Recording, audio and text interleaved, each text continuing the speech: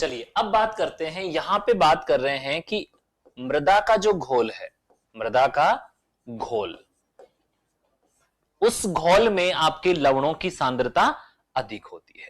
मृदा के घोल में लवणों की सांद्रता अधिक होती है। तो यहां पे बात करने वाले हैं, सबसे पहले बात करने वाले हैं घोल के प्रकार की। घोल के प्रकार, घोल के प्रकारों की अगर बात कर रहे हैं, घोल के प्रकारों की बात कर रहे हैं डियर स्टूडेंट, तो यहां पे आप सभी को यह पता होना चाहिए कि घोल क्या होता है। यहां बात कर रहे हैं घोल, तो घोल बराबर होता है विलायक प्लस विलय। ठीक है, विलायक प्लस विलय बराबर क्या बनता है, घोल। सो यहां बात हो रही है, देखो विलायक का मतलब क्या होता है, घोलने वाला, घोलने वाला, और विलय का मतलब क्या होता है, घुलने वाला। क्लियर। देखो अब बात कर रहे हैं कि घोल, इस आधार पे अगर बात की जाए तो घोल बेसिकली आपके कितने प्रकार के होंगे।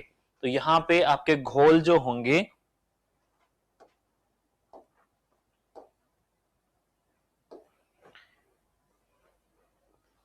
घोल जो होंगे डियर स्टूडेंट, यहां पे वो आपके होंगे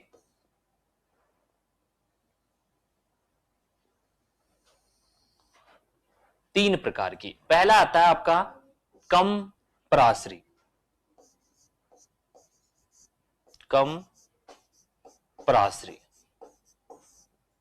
ठीक है। दूसरा क्या आता है आपका अधिक पराश्री,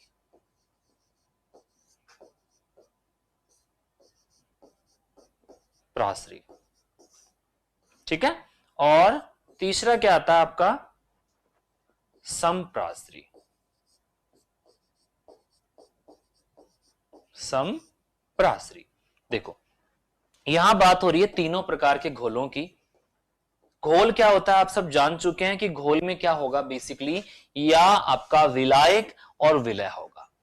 इन दोनों की सांद्रता की अगर बात करते हैं तो सांद्रता अलग अलग हो सकती है। सांद्रता कैसी हो सकती है, अलग अलग हो सकती है।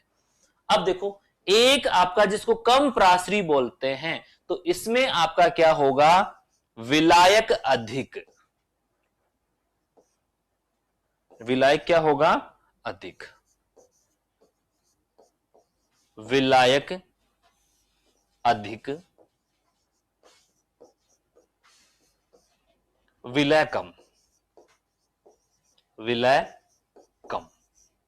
यानी कि इसमें और चीजें घोली जा सकती है, अगर आप चाहें तो और घोल सकते हैं।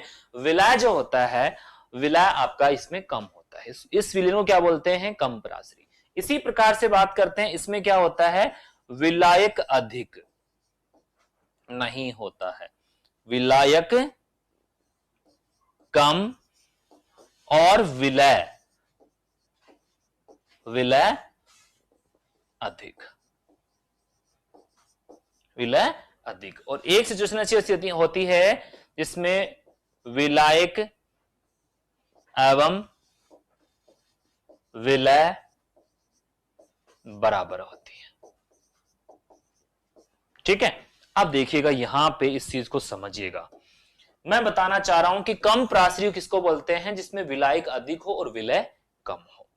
दूसरा मैंने बात की अधिक पराश्री, जिसमें विलायक क्या हो, कम। तो यहां पे आप बोल सकते हैं कि विलायक और विलायक, सबसे अच्छा विलायक कौन सा है आपका, जल। सबसे ज्यादा अच्छा सार्वत्रिक जो घुलनशील घोल बनाता है, विलायक कम है और विलय, तो इसमें बोल सकते हैं कि आपके जल की कमी है और लवण क्या है, अधिक, लवण अधिक है। और यहां विलायक यानी कि जल, तो जल क्या है डियर स्टूडेंट, कम। तो मृदा का जो घोल होता है वो कौन सा हो जाता है, लवणीय मृदाओं की सिचुएशन में अधिक पराश्री। तीसरा जो होता है विलायक और विलय बराबर में, ये आपका जो आई ड्रॉप होता है, आई ड्रॉप होता है वो समपराश्री होता है, ना उसमें सॉल्यूट ज्यादा होता है ना उसमें सोलवेंट ज्यादा होता है। तो यहां मृदा घोल को बात कर रहे हैं, तो यहां से पॉइंट निकाला कि लवणीय कंडीशन में, लवणीय अवस्था में, लवणीय दशा में मृदा घोल कौन सा हो जाता है? अति प्रासरी, अति प्रासरी हो जाता है,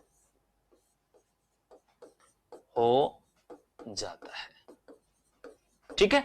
अब देखो प्रासरी अधिक है, इसमें विलायक आपका कम है और विलय ज्यादा है, तो जो आप फसल उगाएंगे तो वो फसल के पौधों को जल सप्लाई नहीं कर पाता है और इसकी वजह से जल के अभाव में पौधे सूख जाते हैं। मृदा का घोल अति प्रासरी होने पर जल के अभाव में पौधे सूख जाते हैं, उसको बोलते हैं फिजियोलॉजिकल ड्रॉट, फिजियोलॉजिकल ड्रॉट। क्या बोलते हैं? फिजियोलॉजिकल ड्रॉट बोलते हैं। और इस प्रकार की सोइल को बोलते हैं कारी की शुष्क मृदा। क्या बोलते हैं इस अति प्रासरी को? कारी की शुष्क मृदा, कारी की शुष्क मृदा, शुष्क मृदा। और इन मृदाओं में हमेशा जल की क्या रहती है? अभाव रहता है। इसके अलावा बात करते हैं इन मृदाओं की जांच, जांच, और जांच किससे कर रहे हैं? ईसी मीटर से। ठीक है। तो इन मृदाओं की जांच कर रहे हैं ईसी मीटर, और इसकी इकाई होती है डियर स्टूडेंट, इकाई, इकाई याद रखना यहां पे सबसे इंपॉर्टेंट है, इकाई होती है डेसीसाइमन, डेसीसाइमन, डेसीसाइमन प्रति मीटर, प्रति मीटर। तो और इसकी वैल्यू जो होती है लवणीय मृदाओं की, जो ईसी होती है वो आपकी किससे ज्यादा होती है? 4 डेसीसाइमन्स प्रति मीटर। इसको इस प्रकार से लिखते हैं, डेसीसाइमन्स को कैसे लिखते हैं? इस प्रकार से लिखते हैं। तो इन मृदाओं की जो ईसी है वो 4 से ज्यादा होती है। क्या होती है? 4 से ज्यादा होती है। ठीक है। अब देखो, अब बात करते हैं ये किस प्रकार से बनी है। बनने के कारण बोल सकते हैं, बनने के कारण, बनने के कारण क्या होता है? सबसे पहला अगर कारणों की बात करें तो कारणों में सबसे पहला आता है कम वर्षा, कम वर्षा। कम वर्षा से क्या होता है? देखो, कम वर्षा से जल तो क्या हो जाता है? वाष्पीकृत हो जाता है, और आपका वाष्पीकरण के प्रभाव से आपका जो लवण जो जड़ क्षेत्र से नीचे थे वो जल के साथ में घुल के कहां आ गए हैं? ऊपर की ओर आ गए हैं। तो जल तो सारा का सारा उड़ गया और वो लवणों की सांद्रता वहां की वहां ही रह गया। तो कम वर्षा से, या बोल सकते हैं अधिक तापमान, अधिक तापमान बोल सकते हैं। ठीक है। जल निकास की कमी, जल निकास, जल निकास की कमी। देखो, जल निकास की कमी होगी तो क्या होगा? आपका जल भरा रहेगा और भरा रहने के कारण उसमें जो घुलनशील लवण है वो भी वहां की वहां जमा हो जाएंगे। कुछ दिनों बाद में जल तो उड़ जाएगा और वो वहां की वहां रह जाएगा। ठीक है। इसी प्रकार से उर्वरकों का अधिक प्रयोग, उर्वरकों का अधिक प्रयोग,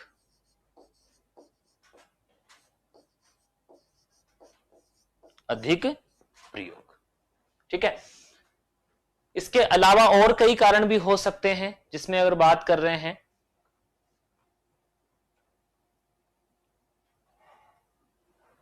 परासरण का, देखो इसमें और क्या रीजन हो सकता है, पहली चीज देखते हैं। कम वर्षा के प्रभाव से आपके क्या होगा कि ये आपके अगर बात कर रहे हैं तो अर्ध शुष्क जो क्षेत्र होते हैं, अर्ध शुष्क क्षेत्र, उसमें आपके ये समस्या ज्यादा देखने को मिलती है। अर्ध शुष्क जो क्षेत्र है उसमें समस्या ज्यादा मिलती है। अधिक तापमान के कारण जल तो क्या हो जाएगा? वाष्पीकरण, जल का वाष्पीकृत हो जाना।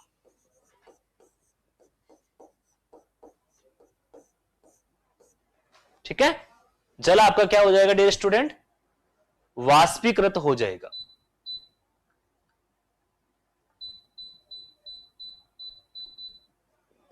जल का वाष्पीकृत हो जाना, और जल के वाष्पीकरण के प्रभाव से आपके जो जितने भी घुलनशील लवण थे वो मृदा की सतह तक पहुंच जाते हैं, और इस समस्या के कारण आपके कौन सी समस्या हो जाती है, आपके इसमें हाइपरटोनिक सॉल्यूशन बन जाता है। कौन सा सॉल्यूशन बन जाता है, हाइपरटोनिक सॉल्यूशन। जल निकास की कमी होने के कारण क्या होगा, जल भराव वाले क्षेत्रों में, जल भराव वाले क्षेत्रों में, भराव वाले क्षेत्रों में लवणों का प्रभाव अधिक होता है, लवणों का प्रभाव अधिक होगा। ठीक है, इसी प्रकार से बात करें उर्वरकों का प्रयोग। आपको पता है कि उर्वरकों में कई प्रकार के लवण पाए जाते हैं, और वो लवण लगातार जमा हो जाते हैं, और जमा होने के कारण मृदा का जो घोल है उसकी सांद्रता बढ़ जाती है, उसकी सांद्रता क्या हो जाती है, बढ़ जाती है। चलिए अब बात करते हैं, बनने के कारण की बात कर चुके हैं, अब बात करते हैं डियर स्टूडेंट, इसको पौधों पे प्रभाव किस प्रकार से पड़ता है, पौधों पे इसका प्रभाव। देखो, लवणीयता का पौधों पे प्रभाव, लवणीयता का पौधों पे प्रभाव,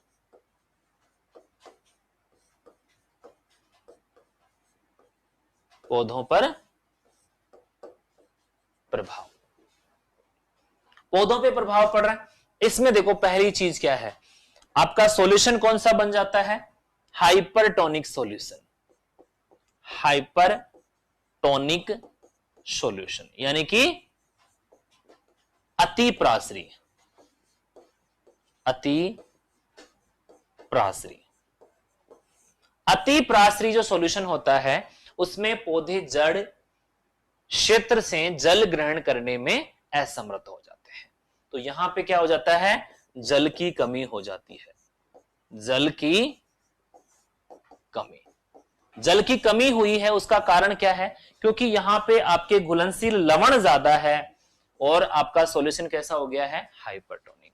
तो जल की कमी के कारण पौधे मुरझा जाते हैं, जल की कमी के कारण, यहां पे लिखेंगे जल की कमी के कारण, की कमी के कारण, कमी के कारण पौधे मुरझा जाते हैं। क्या होगा, हो जाएगा, मुरझा जाएंगे, मुरझा जाएंगे।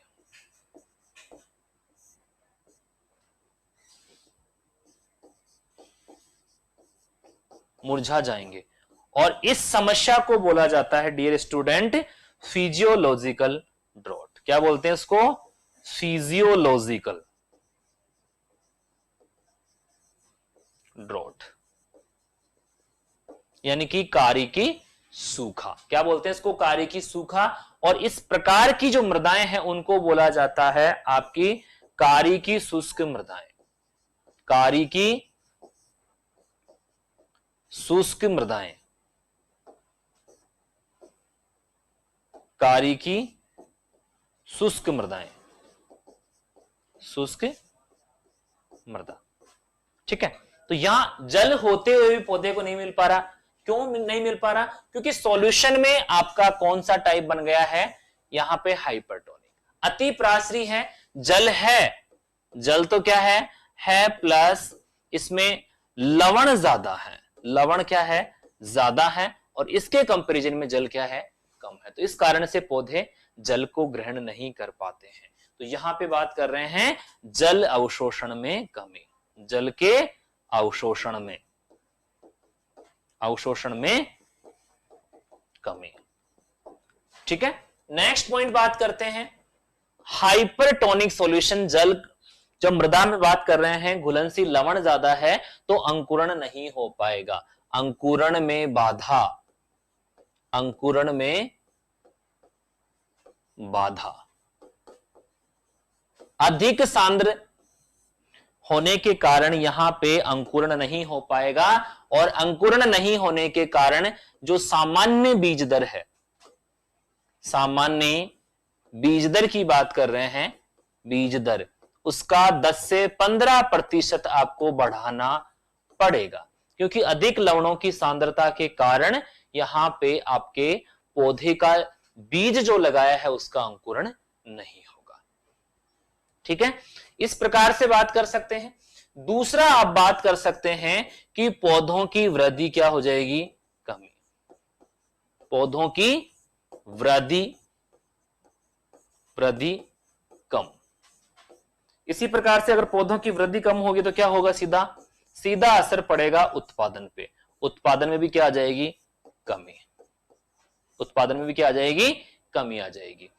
ठीक है, इसको आप इस प्रकार से समझ सकते हैं कि जब जल ही नहीं होगा तो आप उसमें कैसे फसल लगा सकते हैं। पहली बात तो फसल लगा नहीं सकते क्योंकि अंकुरण ही नहीं हो पाएगा लवणों की अधिक सांद्रता के कारण। दूसरा बात कर रहे हैं रेट ऑफ जर्मिनेशन कम हो रहा है, इसका भी प्रभाव पड़ेगा। तो ये किसकी बात कर रहे हैं, पौधों पे प्रभाव।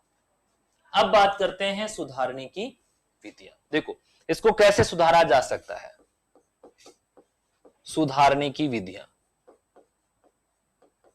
सुधारने की विधियां, सुधारने की विधियों में अगर बात करते हैं तो सबसे इंपॉर्टेंट जो विधि है वो कौन सी है, आपके निक्षालन, निक्षालन।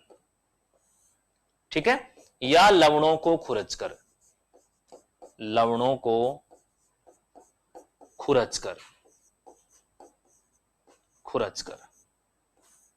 इसी प्रकार से जल की तेज धारा द्वारा, जल की तेज धारा द्वारा बहाकर, धारा द्वारा बहाकर। ठीक है, या लवणीय रोधी फसलें लगाकर, लवणीय रोधी फसलें लगाकर,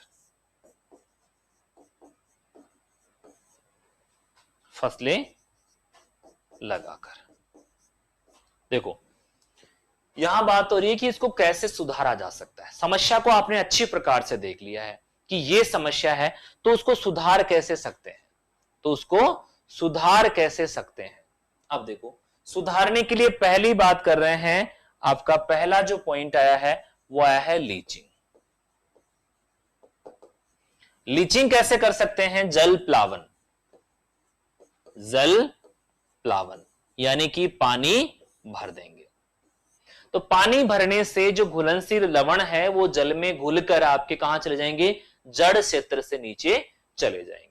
एक तो और हो सकता है। दूसरा बात कर रहे हैं कि लवण ज्यादा है तो उनको खुरच लेंगे, जो स्क्रैपर है, स्क्रैपर मशीन है, उससे आप लवणों को खुरच देंगे और आप उनको इकट्ठा कर देंगे। जैसे आपके सांबर झील है वहां पे लवणों को इकट्ठा किया जाता है। इसी प्रकार से तेज पानी की धार उससे बहा देंगे और बहाकर कहां चला जाएगा, वो आपका बाहर चला जाएगा। इसी प्रकार से बात कर रहे हैं लवणीय रोधी फसलें। लवणीय रोधी फसलों की बात करते हैं डियर स्टूडेंट, ये होते हैं BSC, बार्ले यानी कि जौ, चुकंदर, चुकंदर और कपास। ठीक है, इसी प्रकार से बात करते हैं।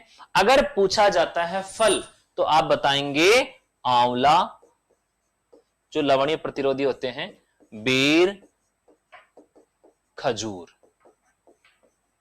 ये सारे के सारे क्या होते हैं, इससे प्रतिरोधी होते हैं। एक चीज और है यहां पे, उचित जल निकास। क्या कर सकते हैं आप, उचित जल निकास, उचित जल निकास। ठीक है, तो ड्रेनेज की प्रॉपर फैसिलिटी होगी तो यह समस्या आपके नहीं आएगी। अब देखो एक चीज आप स्टूडेंट हमेशा गलत करते हैं और वो ये करते हैं कि यहां पे जिप्सम क्यों नहीं डाला। बिल्कुल इसका भी आंसर देंगे, जिप्सम का प्रयोग क्यों नहीं, पूछता है इंडिया। जिप्सम का प्रयोग क्यों नहीं,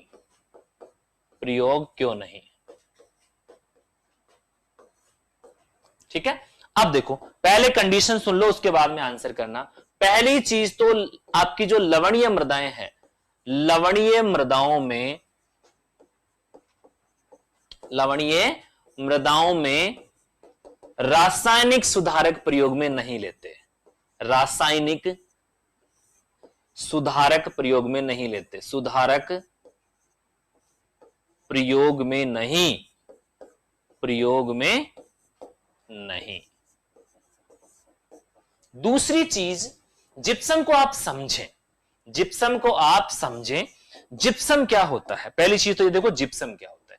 जिप्सम होता है आपका CaSO4 2H2O, यानी कि इसको बोल सकते हैं आप कैल्शियम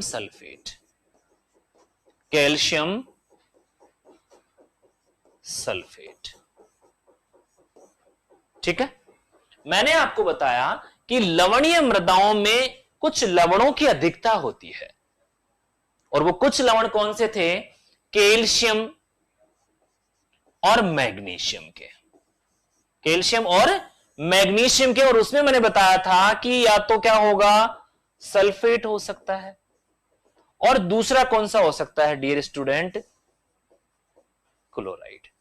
तो अब आपको ये थोड़ा सा आइडिया हो गया होगा कि जो चीज जिस चीज की वजह से, जिसकी अधिकता से है, अगर वही डाल देंगे तो प्रॉब्लम बढ़ेगी या घटेगी। अरे ये तो आग में घी डालना जैसा हो गया कि यहां पे कैल्शियम सल्फेट क्या है आपका, जिप्सम है। जिप्सम को क्या बोल रहे हैं, यहां पे याद रखिएगा, एग्जाम में पूछा जाता है। इसके साथ ही याद रखिएगा कि कैल्शियम इसमें होता है डियर स्टूडेंट 29.2%, और इसमें सल्फर की जो मात्रा होती है वो होती है 18.6%, ठीक है। अब देखो इसमें बात कर रहे हैं कि जिप्सम का प्रयोग क्यों नहीं, तो आप यहां पे बताएंगे कि लवणीय मृदाएं जो होती है उसमें क्या होता है, कैल्शियम और मैग्नीशियम के सल्फेट और क्लोराइड आयन होते हैं। इसकी वजह से यह समस्या जन्म लेती है लवणीयता, और सुधारने के लिए आप क्या कर रहे हैं, जिप्सम डाल रहे हैं। तो जिप्सम तो बिगाड़ने का काम कर देगी ना।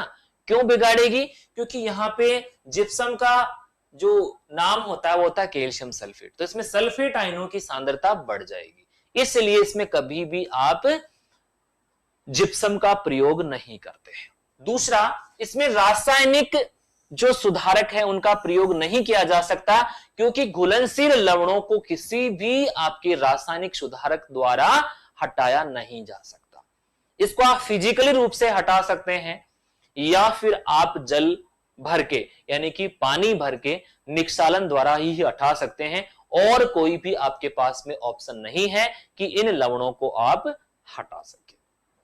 चलो एक चीज और याद होनी चाहिए, जैसे अभी मैंने बताया कि इन मृदाओं की लवणीयता आप ईसी मीटर से देखते हैं। तो देखो इसमें आपने 3 प्रकार की मृदाएं पढ़नी है, जो नेक्स्ट लेक्चर में बात करेंगे। इसको थोड़ा सा देख लेते हैं। पहली चीज की बात कर रहे हैं लवणीय मृदा, ठीक है। दूसरा बात करते हैं जिनमें सारीयता हो, क्षारीय मृदा। क्षारीय मृदाओं में सोडियम के क्लोराइड और सोडियम के कार्बोनेट और बाइकार्बोनेट होते हैं, और दोनों का कॉम्बिनेशन तो क्या हो जाएगा, लवणीय प्लस सारीय, तो तीनों सिचुएशंस हो सकती है। तो आपने लवणीय तो अच्छे से पढ़ लिया, तो लवणीय के गुण तो यहां पे भी आएंगे। दूसरा, सारीयता को अभी थोड़ा सा पेंडिंग में रख लेंगे। इतना याद रखेंगे कि इसमें सोडियम के कार्बोनेट और बाइकार्बोनेट लवण ज्यादा होते हैं, ठीक है, उनकी वजह से सारीयता होती है। तो इसमें अगर बात करते हैं, सबसे पहली चीज ईसी कितनी होती है, पीएच किससे होता है, पीएच किसको माप रहे हैं आप पीएच माप रहे हैं किसके लिए, क्षारीयता के लिए। तो जो चीज जिस चीज के लिए माप रहे हैं वो तो उसमें ज्यादा होगी। अब आप बोलोगे सर समझ में नहीं आया, अभी आ जाएगा ना। देखो लवणीय मृदाओं को मुख्य रूप से आप किससे देखते हैं, याद करो, आप बोलोगे सर ईसी, तो इसको क्या कर दो, ज्यादा। जो चीज जिस चीज से देखी जाएगी उसकी वैल्यू हमेशा ज्यादा वाली होगी। वैल्यू कितनी होती है वो बाद की बात है। ठीक है, तो पहली चीज देखिए कि लवणीय मृदाएं मुख्य रूप से किससे देखी जाती है? ईसी से। उसको पीएच से और ईएसपी से कोई लेना देना नहीं है, क्योंकि लवणों को केवल ईसी मीटर ही माप सकता है। ठीक है, दूसरा क्षारीय मृदाओं की बात कर रहे हैं। आप सभी को पता है कि अम्लीय और क्षारीय को मापा जाता है पीएच मीटर से। पहला तो क्या हो गया? PH meter. ज्यादा कर दो, क्या कर दो? ज्यादा कर दो। किसको कर दो? पीएच को। दूसरा और कई विकल्प हो सकता है। इसमें मैंने बताया कि सोडियम के कार्बोनेट और बाइकार्बोनेट आयन होते हैं, और उसको किससे मापा जाता है? ईएसपी से। तो उसको भी ज्यादा कर दो।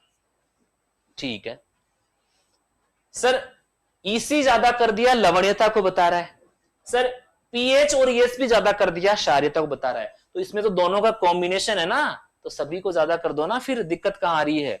सभी को ज्यादा कर दो। सर कर देंगे, कोई दिक्कत नहीं है।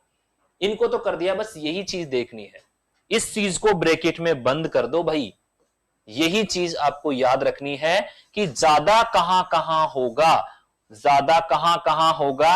और आप सभी को पता है कि ज्यादा होगा वहां पे कम भी होगा, और कम क्या होगा वो कोई मायने नहीं रखता।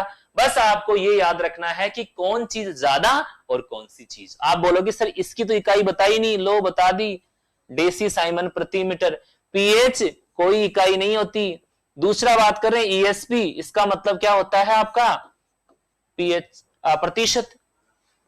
चलो, अब आपने बताया कि लवणीय मृदाओं को ज्यादा, तो ये वैल्यू जो होती है वो 4 होती है। इसी की वैल्यू होती है 4। सभी में क्या होगी? यहां पे 4। सर ये ब्रेक, ये खाली है तो इसको कम कर दे ना, इसको तू कम कर दे। यहां पे पीएच है सर, इसको क्या करूं? इसको भी तू कम कर दे। ठीक है, तो देखो इसको कम कर देते हैं। ये लो कम कर दिया, ये लो कर दिया, और ये लो कर दिया। अब देखो यहां पे बात हो रही है, नेक्स्ट पॉइंट की तरफ चल रहे हैं। ये हो गया आपका 444 हो गया ना, 444। इसके अलावा देखो, इसके अलावा क्या हो गया? ये वैल्यू क्या होती है? पीएच आप कंपैरिजन करते हैं 8.5 से, तो यहां पे ये 8.5 लगा दो, यहां पे भी 8.5 लगा दो। PH less than 8.5, more than 8.5, more than 8.5। ESP का जो लिमिट होता है वो होता है 15।